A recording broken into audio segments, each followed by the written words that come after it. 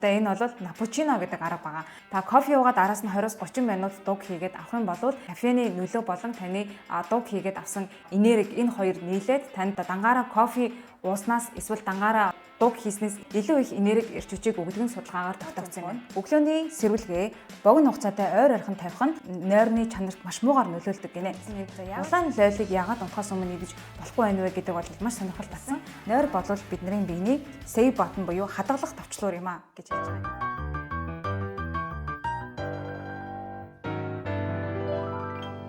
Сайн байцгаана уу? За чи минь хэлээ сухтаа давтаа морил шинэ бичлэгтэй давтаа морил.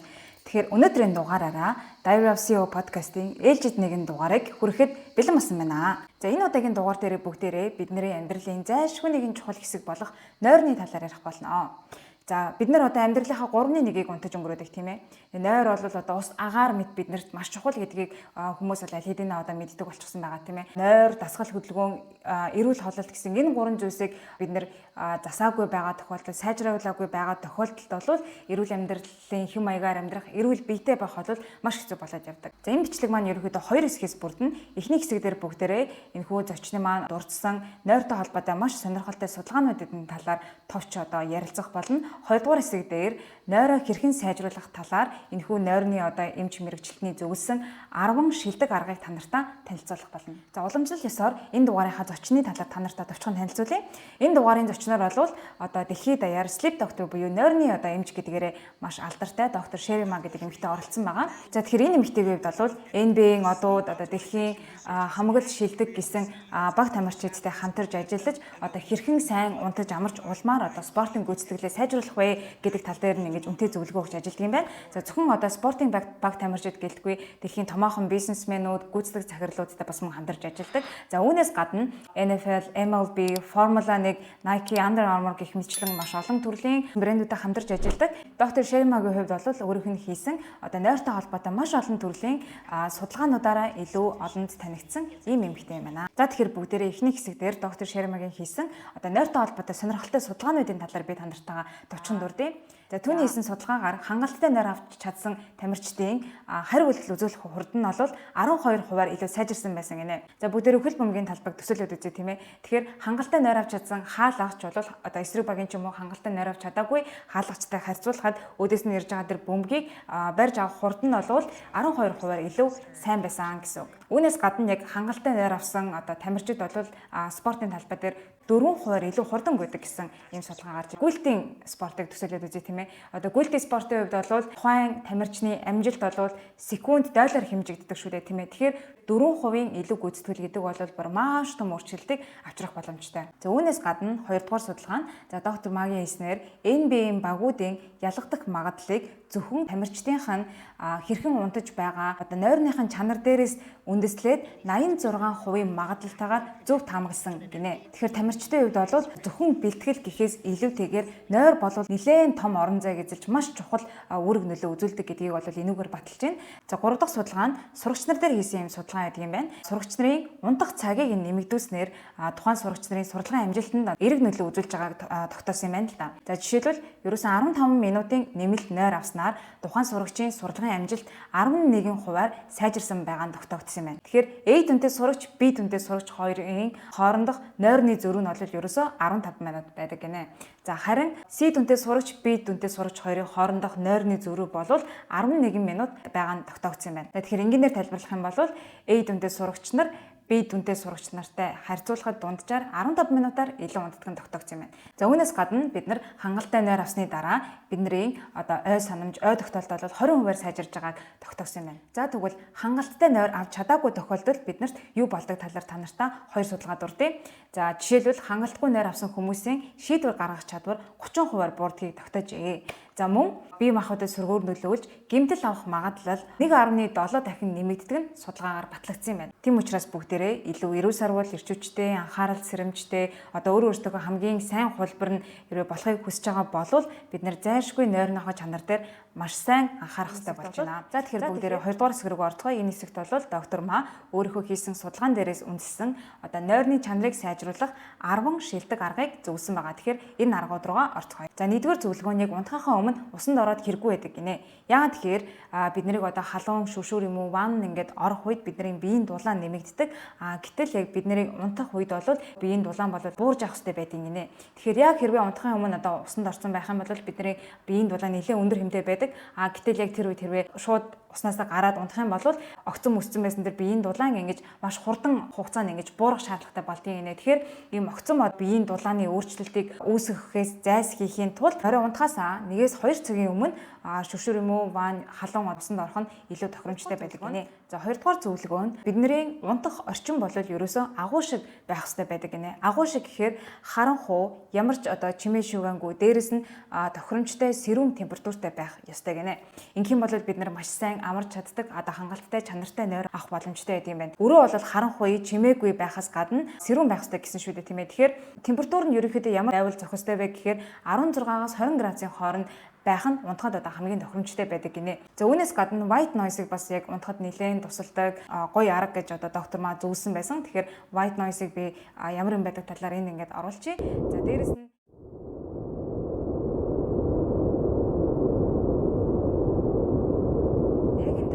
яг энэ талаар ярилцж явах үед хөтлөгч Стивен маань асуусан. Ингээд багаасаа радио сонсож ингээд өссөө. Тийм болохоор одоо ч гэсэн яг унтахтаа ямар нэгэн зүйл сонсохгүй бол ерөөсөө нойр урч чаддаггүй, унтаж чаддаггүй. Энэ ингээд миний нойронд төргөөр нөлөөлж байгаа юу? Энэ ер нь зөв үү буруу юу гэж асуусан. Тэгсэн чинь хэрвээ ингээд аль хэдийнэ бие организм чинь унтахын өмнөх тэр чимээ нь ингээд дасчихсан бол энэ бол ямар ч асуудалгүй зүгээрээ гэсэн. Тийм болохоор хэрвээ унтахаас өмнө ямар нэгэн зүйл сонсож унтдаг хүмүүс маань бас гайхаж байвал хэрвээ таны бие тэрэнд дассан бол ер нь зүгээр юм байлаа шүү. За 3 дугаар арга нь бол маш сонирхолтой. Энэ бол напучино гэдэг арга байгаа.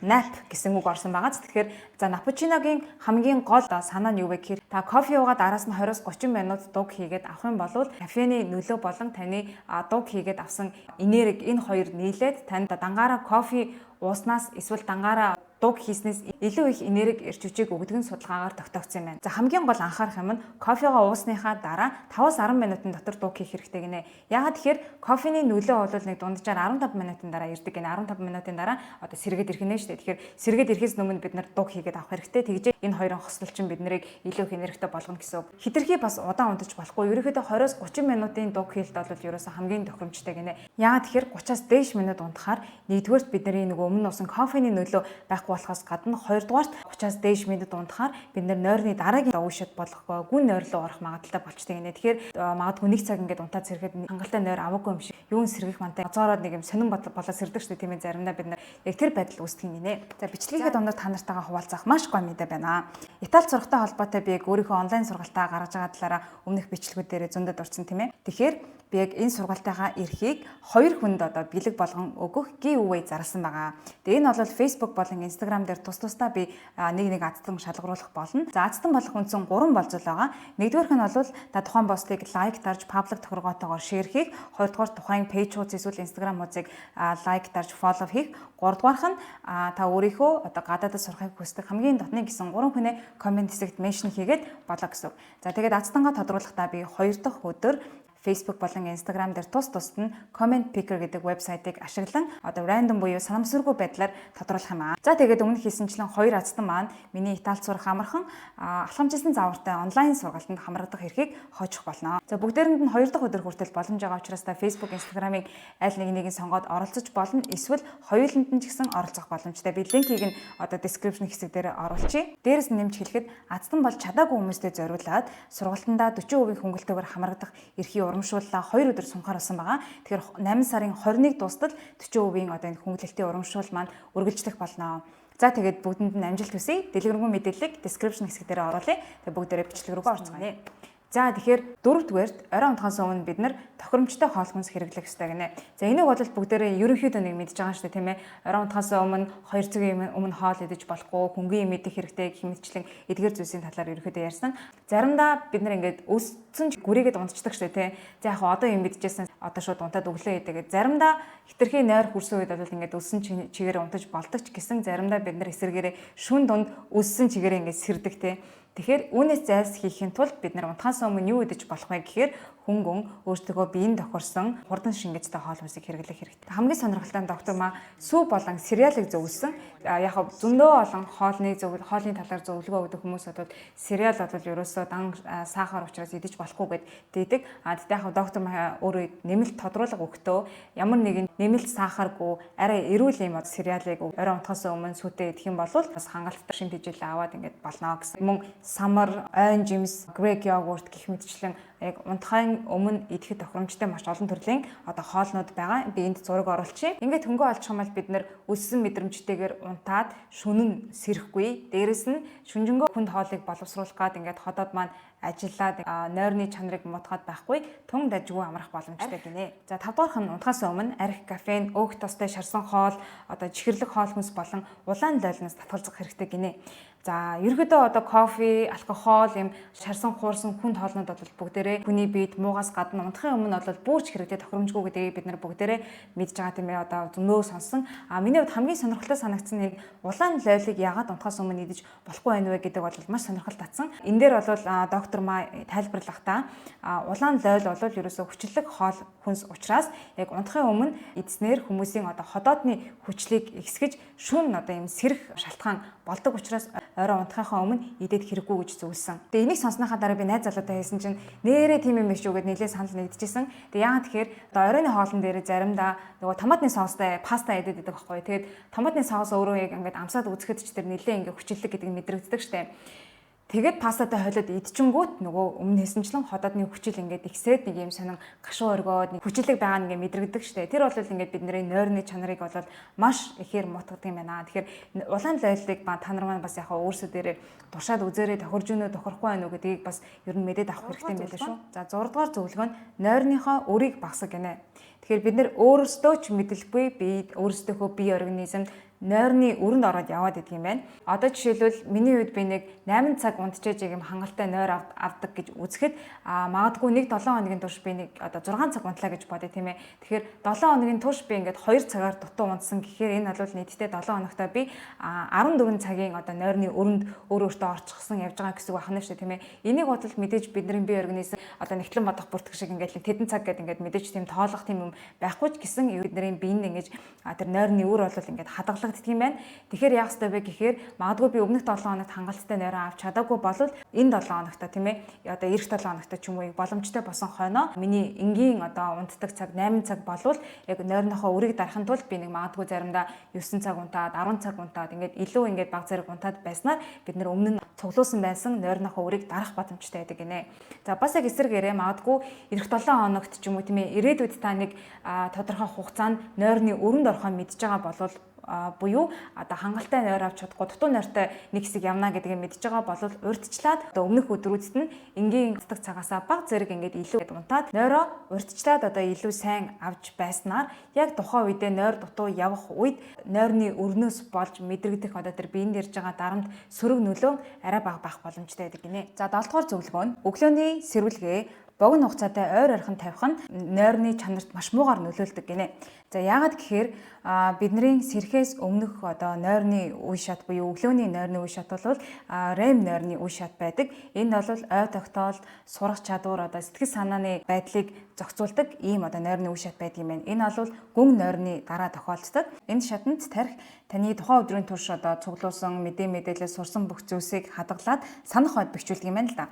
Тэгэхээр яг энэ үед бол яг өглөөний магадгүй нэг 5 минутын зайтай тавьсан сэрүүлэг таны энэ үеийн нойрыг бол буснуулж улмаар таны санах хойд хүртэл ингэж нөлөөлөх магадaltaй байдаг юм байна. Тэгэхээр доктор Магийн зөвснөөр ингэж олон удаагийн сэрүүлэг тавьж хайран сайхан нойроо дасалдуулахын оронд ерөөсөө болж игэл нэг л удаа сэрүүлэг тавиад тэрэндээ сэрэх эсвэл хамгийн дээдлээ 2 удаа сэрүүлэг тавиад 5 минутын зайтайгаар ингэж сэрүүлгээ тавиад магадгүй та өмнө нь 5 минут тутам сэрүүлэг тавиад нийтдээ 6 сэрүүлэг ингэж тавьдаг байсан болвол тэрнийхээ оронд энэ 30 минутынхаа 25 минутанд нь сайхан ямар ч сэрүүлэггүй сайхан бүтэн нойроо аваад сүүлийн 5 минутанд нь 2 сэрүүлэг ингэж тавьдаг ч юм уу. Ингээд унтах юм бол таны нойрны чанарт бол маш эерэг нөлөө үзүүлэхээс гадна тэр тухайн өдрийн таны ой санамж, ой тогтоол тийм ээ сэтгэл санааны байдал бол хамаагүй эерэг илүү сайжрах боломжтой байдаг юм байна. За тэгэхээр 8 дахь зөвлөгөө бол 15 минутын нойр авах гэж байгаа. ерөнхийдөө хүн болгоны хангалттай нойр авах цаг бол өөр өөр байж болно. Зарим хүмүүс 9 цаг унтаад хангалттай нойр авдаг бол зарим хүмүүс 7 цаг унтаад хангалттай нойр авдаг.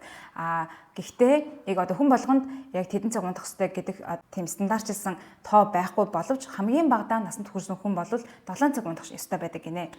Тэгэхээр хэрвээ хангалттай нойроо авч чадахгүй бол ядаж 15 минутын илүү нойроо авахыг байнга хичээх хэрэгтэй гинэ. Тэгээд 15 минут гэдэг өөрөө бол харьцангуй одоо биелүүлэх боломжтой юм богинохон одоо хугацааны нэмэлт нойр боловч 15 минутаар ингээд илүү унтснаар 3 цаг илүү унтсантай адилхан ашиг шимийг үр өгөөжийг бие дээрээ хүртэх боломжтой байдаг гинэ. За 9 дахь зөвлөгөө бол харьцангуй энгийн унтахаасаа өмнө одоо ууж байгаа усны хэмжээгээ тохируулах хэрэгтэй гинэ.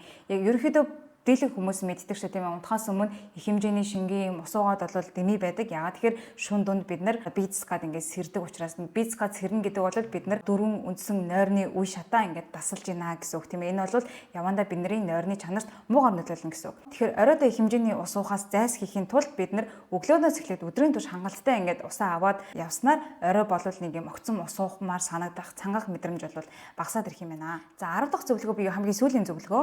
Энэ бол шинэ мэдээлэл авах буюу одоо шинэ зүйл сурсныхаа дараа бид нар унтах юм бол тэр тухайн мэдээлэл бидний урт хугацааны ой санамж руу шилжиж тархинд илүү удаан хадгалагдах боломжтой байдаг юм байна. Тэгээ энэ хэсэгт бол айгу гоё хэлсэн. Нойр болвол бидний биений save button буюу хадгалах товчлуур юм а гэж хэлж байгаа юм. Тэгэхээр одоо бид нэг файл дээр ажиллаж байлаа гэж бодъё тийм ээ. Баахан юм хийж байгаа бид нар saved буюу одоо хадгалах товчоо хадгалахгүй болвол тэр мэдээлэл ингээд байхгүй болно тийм ээ. Бидний хүчин чармаалт бол бүгдээрээ ерөөсөө ямар ч хэрэггүй болно гэсэн үг. За хүмүүсийн дийлэнх гаргадаг алдаа бол яг шалгалтын өмнөх орой ч юм уу эсвэл яг одоо нөгөө чухал өдрийнхөө өмнөх оройн бүх юмаа бэлдээд баахан шүнжэнгөө сууж яснаа хангалттай нойр авч чадахгүй тэгээд маргааш нь тэр чухал одоо шалгалт юм уу юм руугаа ингээд явдаг шээ тийм ээ. Энэ бол маш буруу анхан байна. Хэрвээ та тэр авсан мэдлэг мэдээлэлээ хадгалахыг хүсэж байгаа бол заавал нойр авч ээж тэр мэдээлэл чинь сейв хийгддэг байх нь шүү. За тэгэхээр ийм аргууд байдаг байх нь байна. Өөр та нарт маань одоо нойроо сайжруулах ямар арга одоо зөвлөгөөнүүд байна. Доор комент хэсэгт хуваалцаарай.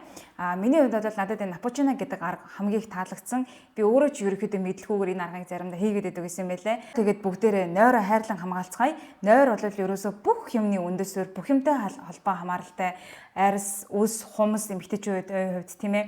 Одоо ядчил хэвийн жинтэй байх гэх мэтчлэн за ажил карьерийн хувьд бол бүтээмжтэй байх, анхаарал төвлөрөлт сайжрах, хичээл номон дээр ч гэсэн одоо бидний хичээлдээ анхаарах, илүү одоо амжилттай суралцах гэх мэтчлэн энгийн одоо хосын харилцаан дээр хүртэл тийм сэтгэл санааны байдал хүртэл бүгдээрээ нойрноос хамаардаг. Тэгэхээр нойроо сайжруулах юм бол бид нар амьдралынхаа бусад бүх хэсгийг сайжруулах боломжтой байдаг гэдгийг одоо энэ судалгаануудаар хүртэл бүгдээрээ маш олон ийм зүйлсээр баталчихсан байгаа учраас бүгдээрээ нойроо хайрлан хамгаалцгаая. Дараагийн бичлэгээр уулзлаа. Түр баяртай. Энэ бичлэг маань таалагдсан бол та subscribe дараарай. Subscribe дарснаа та миний дараагийн бичлэгүүдтэй хамт авах боломжтой болно. Мөн Instagram хуудасанд оруулчих. Тэгээд баяртай.